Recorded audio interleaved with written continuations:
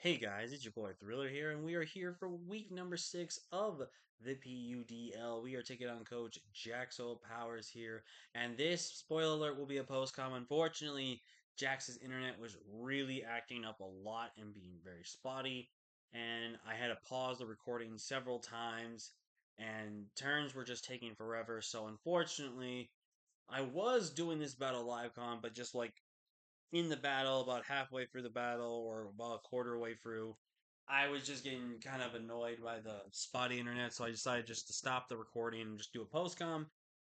Obviously, nothing against Jax. He can't control anything regarding his internet and from where he's at.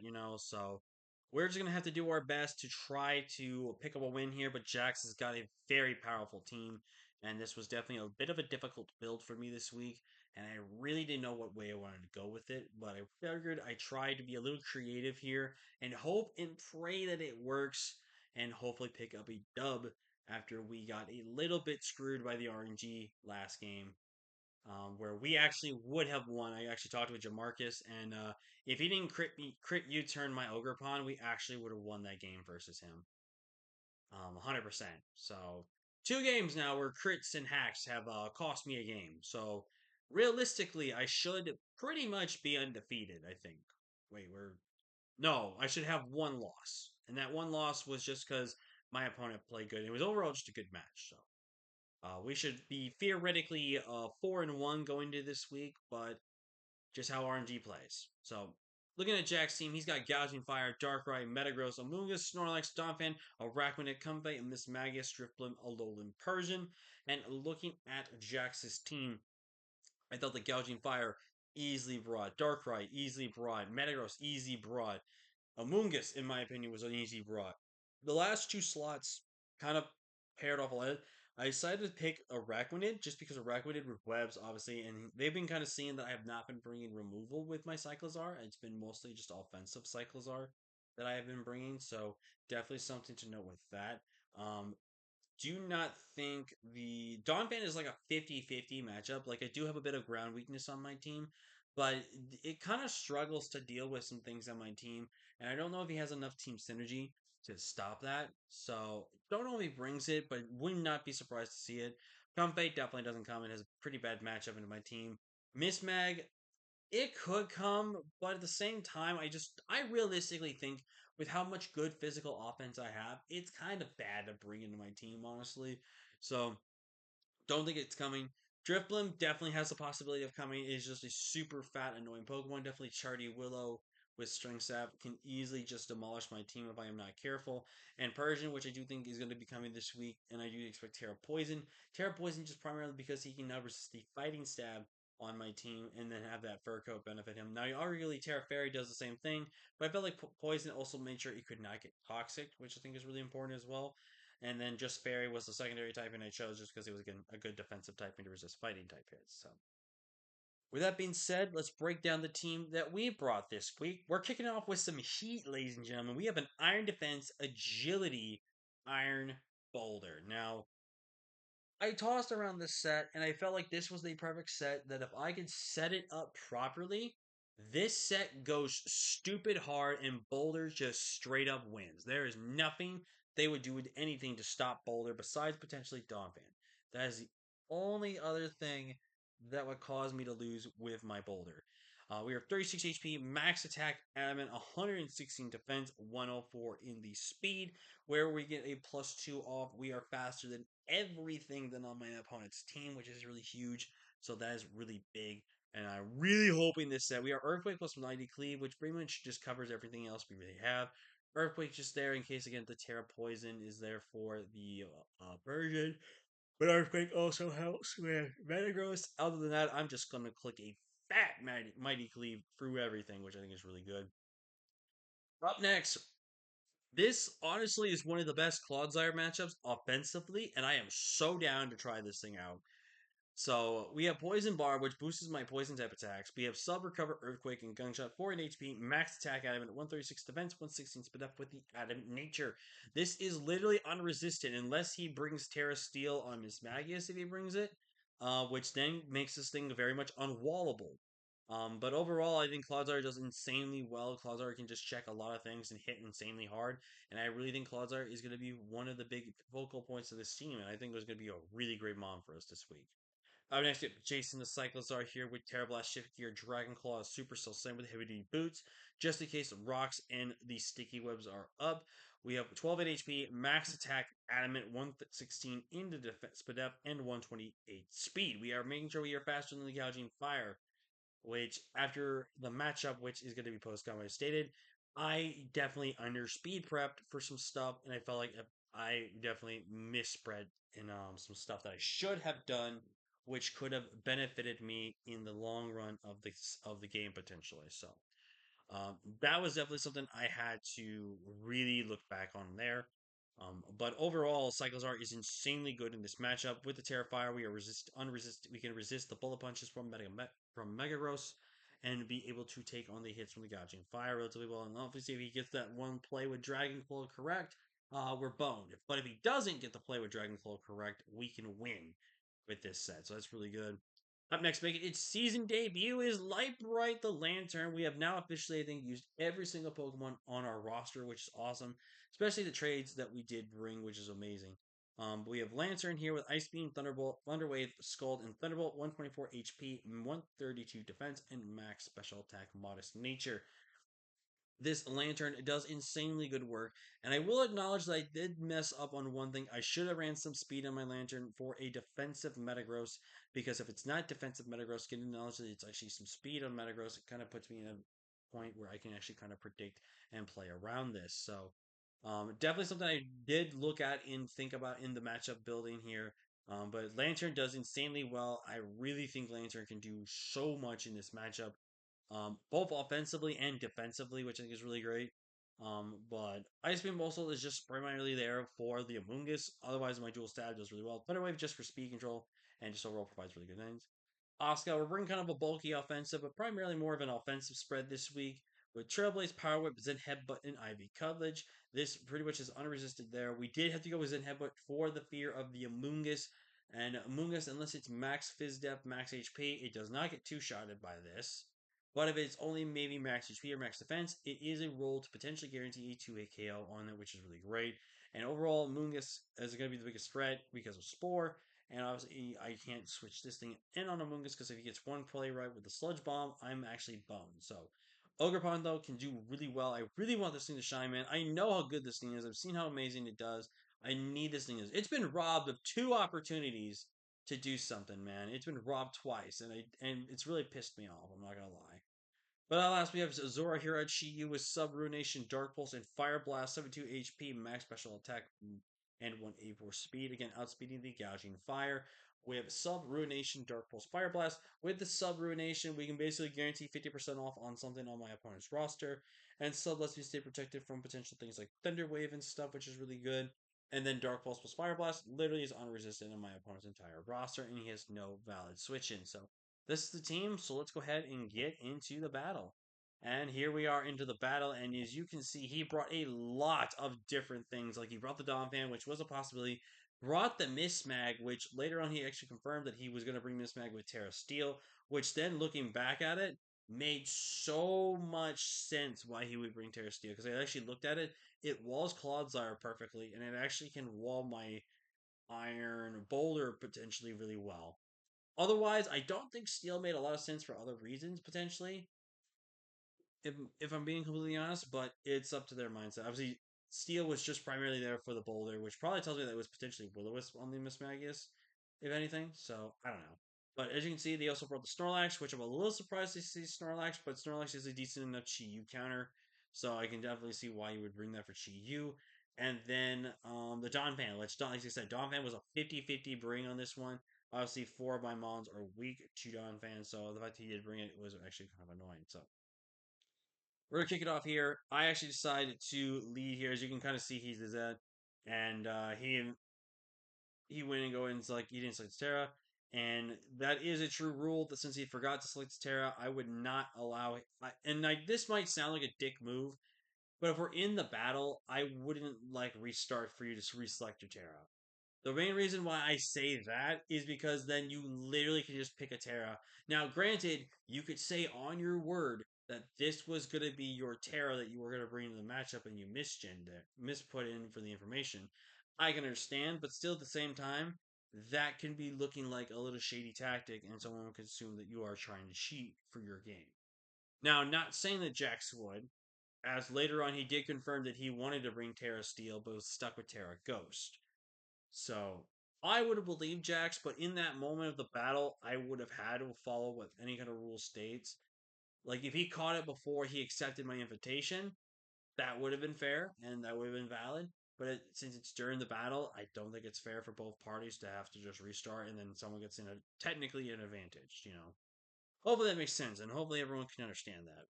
But I will say it didn't actually matter too much in the end game there. So he actually leads off with this. I actually decided to go for a Thunder Wave here, as he actually reveals that he's taunt on this mismag, and that was a really good play on Jack's turn right there. I go for a Thunderbolt here, which just reveals to be super fat AV. I go for a Scald here. Lantern gets the clutch burns. We love Lantern in this house. And I decided to go for a Skull here, and then I decided to actually go for the switch out here into my Clodsire. And he actually goes for Earthquake this time instead, which I don't quite know why he didn't just Earthquake the first time. I'm actually going to go for the substitute here, and I'm going to click Recover here, as he's actually going to go Terra Ghost, because it actually forces him to Terra Ghost and try to get this off. And I decided to stay in for one turn, go for a Gunk Shot here, as we get a massive damage. Now, here I was stuck between two plays. Clicking Recover, clicking Sub, and low key, a part of me is really looking back at it now. I should have either clicked Earthquake, predicting the Metagross to come in. I should have also potentially clicked Sub, because any damage off on Metagross puts it in range of Ogerpon, which means in an endgame, Boulder can win the game. So looking back at it, I think with Cloudsire, I should have just full sented it. I think I just looked at it too much like my Cloudsire was like a win condition and stuff. So I definitely think I overprotected this play here. Lantern also, I mean, Lantern was not as important, so I decided to stay in, go for a Skull here. So he actually decided to save the Metagross, fearing that I ran speed on my Lantern, which I actually forgot to do that. If I ran speed, I would have definitely had just been more confident. But I decided to just weaken this thing down, let Lantern go down, and then I decided to bring in Cyclozar. Now, right here is probably where I should have just went Boulder. If I went Boulder here, I would have set up perfectly for every type of situation that I wanted to go for in this match, and I would have probably had just gotten a 5-0 sweep here. Another instance would also have been to go into Ogerpon and get a free Trailblaze and then just start bonking people in the head potentially, or even going my Chi Yu here and just Dark Pulsing. But then again, it would have not changed much. I definitely didn't think too far into this point here. Like, I was really debating the Boulder, and I would have definitely clicked Agility because he probably would have just sacked off Snorlax to me to probably. So what I would have done is I would have clicked Agility. He clicks Earthquake, pops my Weakness Policy, and then what I think I do at that point is I Iron Defense up one time, and then I Earthquake Donphan, which I 2 KO, and then he has to try to put me in range of Metagross, which can try to OHKO me, which an Earthquake from a Burn Snorlax, Earthquake from Donphan after Iron Defense, I probably would have been in range of Metagross for Bullet Punch potentially. Actually, we can double check that here because I was looking at if this because we actually look here, I can actually live a Dark Pulse from this Darkrai here, but with Metagross here, if he's a Bolty attacker set, if he is max attack adamant, which I was doing the calc and I feel like he definitely was. If we got a Bullet Punch off here at +2 defense, he would have only done 24 to 29. And if we look at the Donphan damage here that we would have had, where he was definitely no attack, and he could have definitely have been not adamant here. Let's just look at say Impish. He would not have done as much with that. He would have done that, and Snorlax if he was like this spread, which he pretty much was, and if he was like no attack, uh, burn, earthquake. Yeah, he was doing no damage. So I think in the end there, I should have popped the boulder here in agility because what happened would have been he would have gone Don Van. I would have probably Iron Defense there. I would have an Earthquake. No, I think I still would have potentially been in range of Metagross there regardless. And because get the full story. Because again, unless he's staying in with Snorlax and sacking out Snorlax to me, I can't set up Boulder perfectly enough to where it can be able to sweep. So it would have came down if he would have sacked Snorlax in front of me, in front of Boulder, and let Boulder just set up for free. So that would have came down to that possibly. So I don't know. Just a lot of factors would have went into that point in the matchup there. So but right here though, I go into my Cyclizar and I go for shift gear here. Now I'm not gonna lie to you, I was getting potentially greedy and thinking I could go for another one, but I just could not risk the pair. I mean, it was Shed Skin, but Shed Skin procs only potentially on once from time here. I just go for Dragon Claw, break the sturdy on Donphan, and unfortunately have to lose my Cyclizar because I actually was put in range of Earthquake with no attack. I actually decided to say Stub here because I figured he was gonna go into potentially that gouging fire to take the fire hit, but he actually is willing to sack off his Donphan here, as I'm assuming he's potentially assault vested, and I have to get a really good roll with the Spire Blast, and I do get it. In comes the Darkrai. It has to click Focus Blast. It has to connect, and unfortunately for me, it does connect. RNG just hates me. I go into Blob here. I just click Gunshot here. Oh no, I actually clicked Sub first. I think I should have just clicked Gunshot there, honestly instead because I would have stayed at full health. I gunk shot here, get rid of Miss Magus. Clodsire picks up a kill, and now in comes Metagross here. He goes for Psychic Fangs, was definitely the correct play there. I go into Ogerpon Wellspring here, and this is definitely where I really wish I didn't do what I did because now I should have basically what I went when I meant with that is like after Claude went down, I should have went to this and just potentially started breaking, right? But at the same time, it would have came down to certain situations and stuff that I would have had to play around. Now, if obviously I had Stomping Tantrum, I probably would have coverage into State Tantrum, and then Darkrai comes in, I agility on this, and then I basically win the game. Unless it's, of course, Sucker Punch on Darkrai, which definitely could have been a possibility. As I did face Sucker Punch Darkrai before, if you guys remember in the UMPLD league that we did. But right here, Ogerpon, which does I also am confirmed that Ivy Coverage is a fake critical hit move because I've clicked that move how many damn times this season when I have this thing out, and I have not gotten one freaking crit with this thing. So it's a fake move until it shows me crits. And if I got one crit on this thing, I actually would have been able to position it to where if I got the second crit and killed this, he forces Darkrai out, I go this, I agility up as you potentially either save it or try to flinch me and go from there. Now, obviously, if you're expert belt, I'm dead. I think with expert belt, would that have killed? Also, let me know if you guys like these kind of extra breakdowns and stuff like that. If it was expert belt, it would have came down to a pretty much a 50% chance roll. Slightly in his favor, but it was still a chance I would have been able to not get flinch. But he goes for Psychic Fangs here, and unfortunately, I have to make a very, very scary play here. Bullet Punch does 47 to 50 something percent. I have to go for agility here. I have to go for it. And basically, I have to play for a damage roll. If he gets low roll here, I win the game. Because I think he basically confirmed that he was not Sucker Punch on Darkrai. So basically, if I played around the situation here, and where Darkrai was in front of Ogerpon, in that sense, I agility up here. It really came down to the flinch there. I had a hope that he got low roll on the Bullet Punch. Unfortunately, he does not get the low roll. And that was game. And unfortunately, we take another loss this week. And I think this time we literally just lost just because of I don't know, like we got a little unlucky, but we also got lucky at the same time. So partial balance out. We also, I mean, I don't think I really played bad. I definitely looking back at it, should have made a few different plays. Like when the Mismag was in front of when the Mismag swapped out in front of my Clodsire, I should never have recovered. I should have always clicked Earthquake because that would have done over 50% to the Metagross and that would have put him in range of Cuddledge. So I could have always Trailblazed in front of the Metagross and then Cuddledge and then gotten chip damage on things like, say, the Gouging Fire, which depending on the gouging fire spread,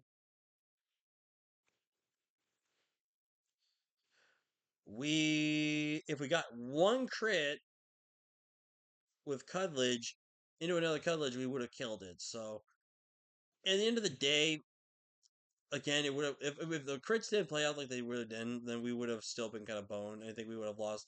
And I obviously could have went for the Earthquake to get a 2-0, which probably in hindsight was better. But I think I had to play to an absolute win con position there at that point, and I had to just bank on a low roll, and unfortunately, we just don't get it. So when my opponents get the low rolls when I use attacks, I don't get it when I want them to get it. So I don't know what's going on with hacks and RNG, man. I really have just gotten really boned this season. Like I said, when we went into this game, we should have been 4-1. We should have been 4-1, and we should have basically have been guaranteed playoffs at this point. But now I have to win out to make playoffs. If I lose one game, I can only fight for the 10 seed possibly with my differential. So if I lose one more game, I can still possibly make playoffs, but it's gonna be tough. It's gonna be tough. We have 2 games left. We have our week 7 and week 8, and I really need my wins, man. If I do not get a win next week, it's really gonna be do or die week 8, and we have to just fight hard. But if we win next week, we can basically still guarantee our spot with 3 and 5.